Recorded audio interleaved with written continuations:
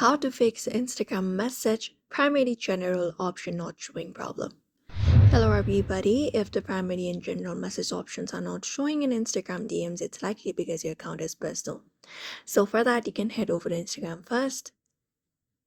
And then once you head over to Instagram, you may head over to your Instagram profile in the bottom right corner. And then from here, you may just go ahead and tap on the three horizontal lines at the top right corner. And open up your settings and activity. Now from here, scroll down from your settings and look for professional section, and you need to look out for this account types and tools option under it and tap on it. And once you tap on it, you should be finding an option of switching to professional accounts. So go ahead and tap on that option. After that, click on next and go on with the process of creating an account, your professional account. Complete this up. And then once you complete it up, head over to your profile page and you should be finding a professional dashboard, which means your account has been switched to a professional account.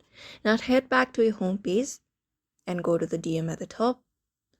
And there you should be finding primary, general, and request option like this. Even if that is not the issue, what you can do is you can restart your application, close up your Instagram, wait for about some minutes, and go ahead and open up your Instagram again. Apart from that, you can clear the Instagram app's cache also. So long press on the app, go to the info section at the top, and scroll down, go over to storage, and go ahead and clear the cache, also clear data if necessary.